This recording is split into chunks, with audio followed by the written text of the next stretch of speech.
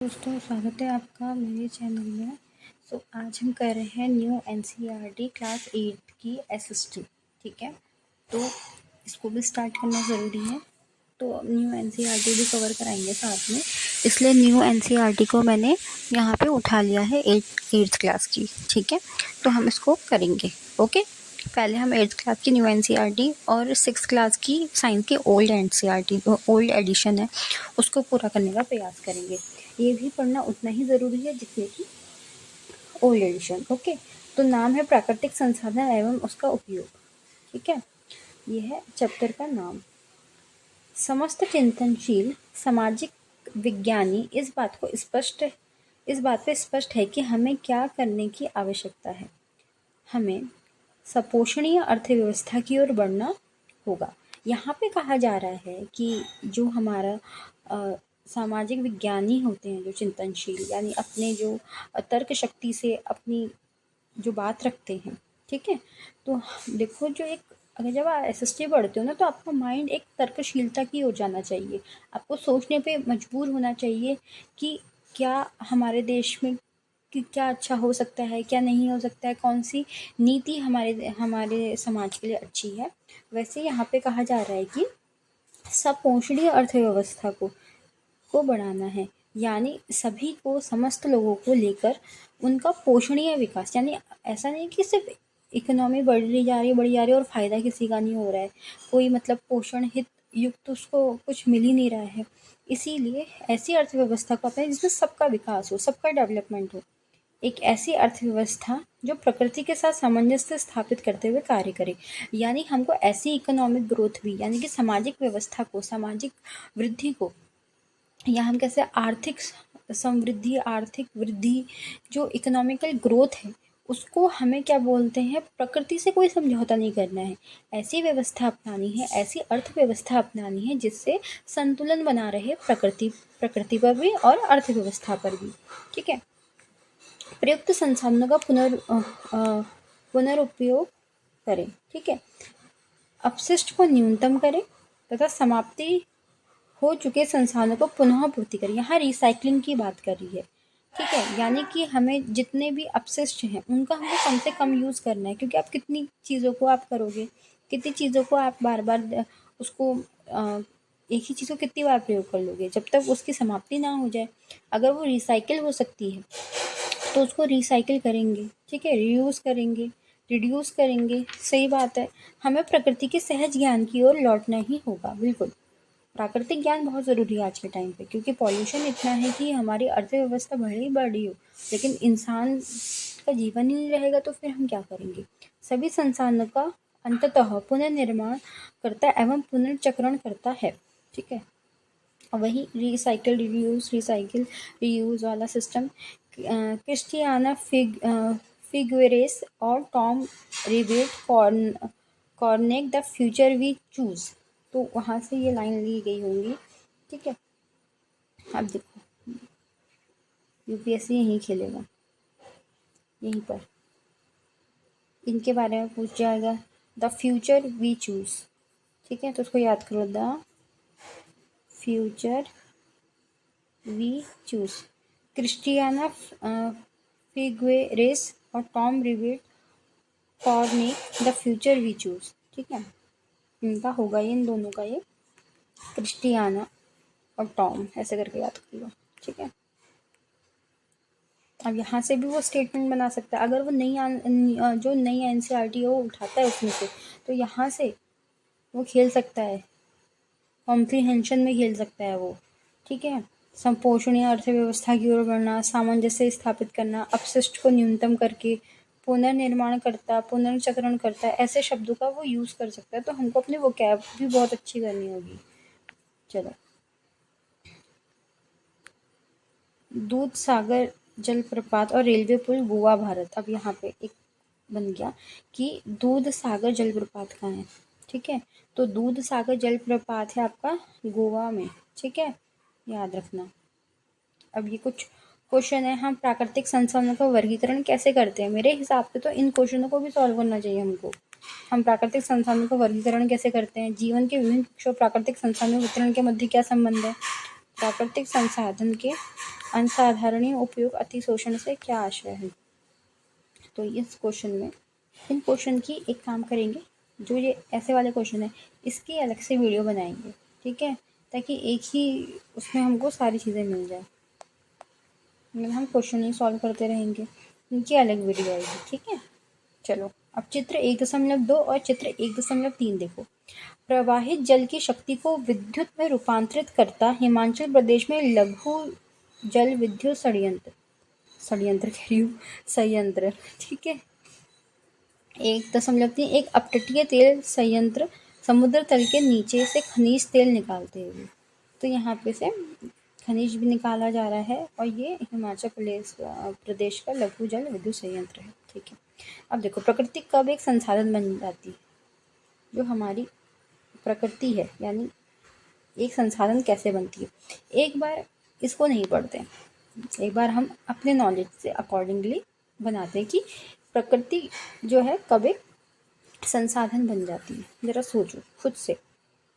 तो प्रकृति कब संसाधन, जब वो आपके लिए यूज़फुल होगी, जब आप उसका यूज़ करोगे। जैसे किसी पेड़ से आपने फल निकाले, सब्जियां निकाली पौधों से, और आपके अनाज हो गए, ये सब संसाधन है। कौन दे रहा है, प्रकृति तो दे रही है ना। आपने चलो मेहनत तो आपकी थी, आपने जो भी सब्जियां उगाई, लेकिन उसको जो आपका जो प्रकृति है उसने उसको क्या किया, मतलब सब्जियों को वो फ्रेश हैं, वो किस प्रकार के, अगर हम उसको अच्छी खाद वगैरह देंगे तो सब्जियां ताज़ी और बहुत अच्छी पोषणीय सब्जियां हमको मिलेंगी, ठीक है। लेकिन प्रकृति का योगदान क्या है, जब प्रकृति ही नहीं होती हम सब्जियां कहाँ से उगाते, क्या खाते, ठीक है। तो संसाधन कैसे बन जाती है, देखो एक जो ओल्ड एनसीईआरटी है ना, ठीक है, क्लास 8 की ही ओल्ड एनसीईआरटी है, उसमें ज्योग्राफी में ओल्ड एडिशन में क्या कर रखा है, वहाँ पे बता रखा है कि कोई चीज़ कितनी मूल्यवान होती है ना। जैसे किसी संसाधन का मूल्य हो भी सकता है और नहीं भी। जैसे मनोरम दृश्य है, क्या उसका कोई मूल्य है, मूल्य तो नहीं है, पर वो एक संसाधन है, क्योंकि वो हमको वो ऐसा दृश्य है, वो कितना मतलब हमको सुकून दे रहा है, हमको सुंदर लग रहा है, तो उसका मूल्य हमारे लिए उसकी सुंदरता है, ना कि उसका वैसा कोई मूल्य है, ठीक है। लेकिन मूल्य किसका होता है, जिसमें हम पैसा देते हैं या पैसा लेके कुछ देते हैं, ठीक है। तो उसका आर्थिक मूल्य होता है, तो वो आप उसको देख सकते हो। जैसे कि आपको सब्जियां पैसों में मिली, तो उसका एक आर्थिक मूल्य है, भले ही वो प्रकृति से है पर उसका कोई आर्थिक मूल्य तो है ना। तो वैल्यू वो होती है जो कि आपको क्या देती है, एक पैसे से अर्थव्यवस्था को ले लो, ठीक है।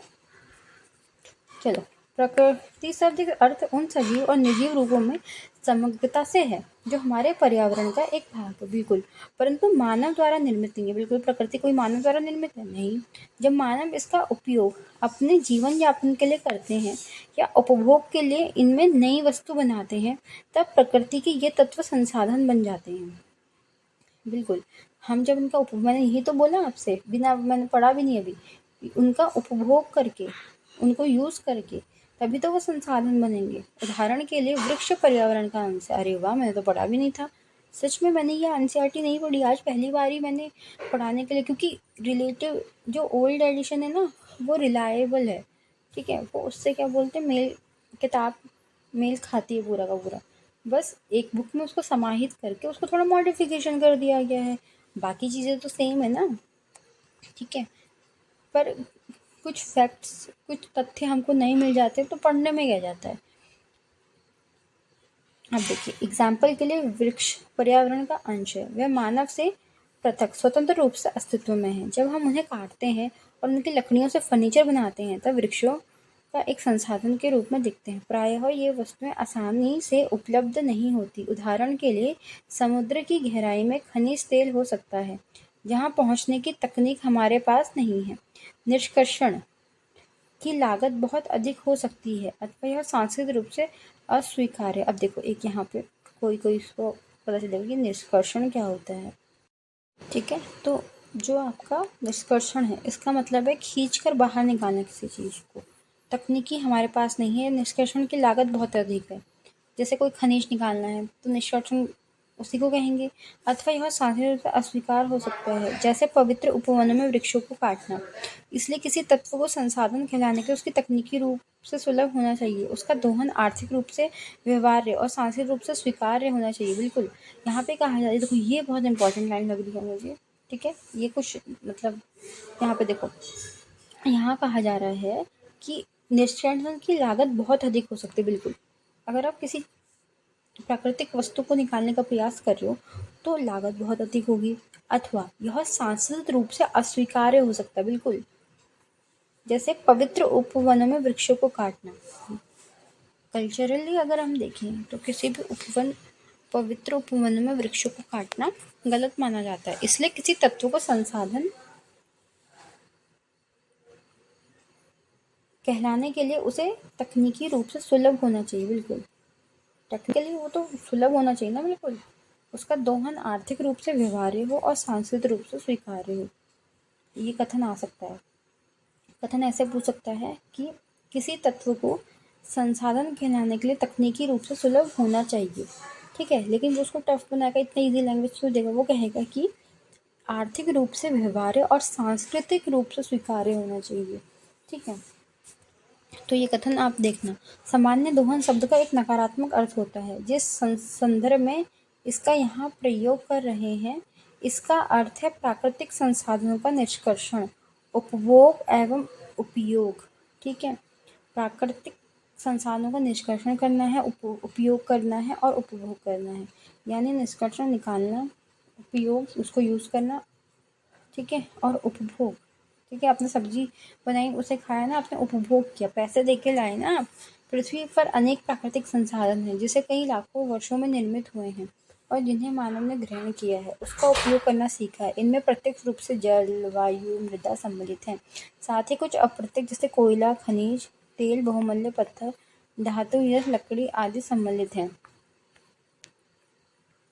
सामान्य जुताई में भूमिगत पारिस्थितिक तंत्र में न्यूनतम व्यवधान उत्पन्न होता है और नमी बन जाती है। यहाँ पे ये वाला कथन देखो, सामान्य जुताई में भूमिगत अगर परिस्थितियों के तंत्र में न्यूनतम व्यवधान उत्पन्न हो तो नमी बनेगी, मधुमक्खी के छत्ते से शहद बनेगा। कल्याण हेतु तुलसी पूजा। यहाँ देखो, विश्व में अनेक स्थानीय परंपराओं में प्रकृति की पवित्र माना जाता है, इसके बारे में पढ़ा है। ऐसी परंपराएं प्रकृति के पालनकर्ता, पोषणायुक्त के रूप में देखा जाता है। क्या ऐसी प्रथाओं को के बारे में जानने और इसे प्रतिबिंबित करती है? अब इन क्वेश्चनों को एक अलग वीडियो बनेगी, ठीक है। संक्षेप में, प्राकृतिक संसाधन शब्द का उपयोग उन सामग्रियों और पदार्थों के लिए करते हैं जो प्रकृति में पाए जाते हैं, जो मानव के लिए वैल्यूएबल हो, मूल्यवान हो। प्राकृतिक संसाधनों की श्रेणियाँ। विज्ञान में हम वर्गीकरण नामकरण की उपयोगिता सीखते हैं। जब हम विचारों या वस्तुओं को वर्गीकृत करते हैं, तब हम कुछ सामान्य विशेषताएं मानदंडों का उपयोग करते हैं। हम श्रेणियों के इस प्रकार के नामकरण करते हैं कि उन्हें केवल एक शब्द या एक छोटे से वाक्यांश से संदर्भित कर सकते हैं। जब ये नाम अर्थ और जन समूह में साझा किए जाते हैं, तब इनसे सहायता मिलती है। हम विचारों या वस्तुओं के एक समूह पर बिना प्रत्येक बार वर्णन किए चर्चा कर सकते हैं। इससे हम अधिक प्रभावशीलता के रूप में संवाद कर सकते हैं। पूर्ववर्ती कक्षाओं में आपने सजीव और निर्जीव वस्तुओं के बारे में पढ़ा होगा, जैसे कि हम इन शब्दों का उपयोग करते हैं। प्राकृतिक संसाधनों को वर्गीकृत करने का उपाय यह है कि हम उन संसाधनों को देखें जिनका उपयोग जीवन के लिए अनिवार्य सामग्री के स्रोतों तथा ऊर्जा के स्रोत के रूप में माना जाता है। जीवन के लिए आवश्यक संसाधन। पृथ्वी पर जीवन उस वायु के बिना संभव नहीं है जिससे हम श्वास लेते हैं, उस जल के बिना जिसे हम पीते हैं और उस भोजन के बिना जो हम खाते हैं। हम सब वायुमंडल, नदियों और सरोवर तथा मृदा के कृषि कार्य अन्य सजीव वस्तुओं के माध्यम से प्राप्त करते हैं। हम उस वायु को नहीं बना सकते जिनमें हम श्वास लेते हैं, उस जल को जिसे हम पीते हैं, उसे मृदा को जो हमें भोजन देती है। ठीक है, तो आज हम इतना ही करेंगे। अगर आपको ये सीरीज़ पसंद आई हो तो इसको हम आगे बढ़ाने का प्रयास करेंगे, ठीक है। इसके मैंने 3 और 4 पेजेस पढ़ाने का प्रयास किया, पर जितना भी प्रयास किया है वो वैल्यूबल है, ठीक है। फिर इसके बाद नवीकरणीय ऊर्जा जो है आपकी क्लास 8 की ओल्ड एडिशन में भी दिया गया है। ठीक है, तो ये मेरा जो न्यू एनसीईआरटी जो है, आप इस वीडियो को देख सकते हैं, बताना कि अच्छा लगा कि नहीं, तभी मैं इस सीरीज़ को आगे बढ़ाऊँगी, वरना हम अपने ओल्ड एडिशन को तो कर ही रहे हैं। ठीक है।